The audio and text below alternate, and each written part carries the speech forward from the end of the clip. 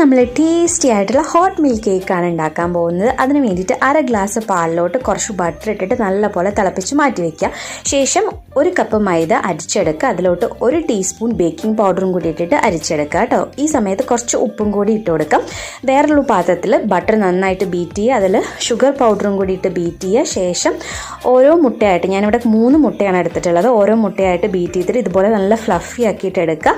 അതിനുശേഷം നമ്മൾ അരിച്ച് വെച്ചിട്ടുള്ള ബേക്കിംഗ് പൗഡറും മൈദയായിട്ടുള്ള മിക്സ് കൂടി ഇട്ടിട്ട് നല്ലപോലെ ബീറ്റ് ചെയ്തെടുക്കുക.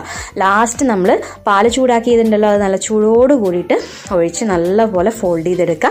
ബേക്കിംഗ് ട്രേയിലോട്ട് ഒഴിക്കുക. ബേക്ക് ചെയ്തെടുത്ത് കഴിഞ്ഞ് നല്ല സോഫ്റ്റ് ആൻഡ് സ്വീറ്റ് ആയിട്ടുള്ള നമ്മുടെ ഹോട്ട് മിൽക്ക് കേക്ക് റെഡിയാണ് കേട്ടോ. ഭയങ്കര ടേസ്റ്റാണ്, ചായയുടെ കൂടെയൊക്കെ നല്ല ടേസ്റ്റാണ്. കുഞ്ഞു കുട്ടികൾക്കൊക്കെ കൊടുക്കാൻ പറ്റും കേട്ടോ, കാരണം അത്രയും സോഫ്റ്റാണ്. അപ്പോൾ എല്ലാവരും ഈ ഒരു ഹോട്ട് മിൽക്ക് കേക്ക് ഒന്ന് ട്രൈ ചെയ്ത് നോക്കുക കേട്ടോ. വീഡിയോ ഇഷ്ടമായിട്ടുണ്ടെങ്കിൽ നമ്മുടെ ചാനൽ സബ്സ്ക്രൈബ് ചെയ്യാൻ മറക്കല്ലേ. ടാറ്റാ.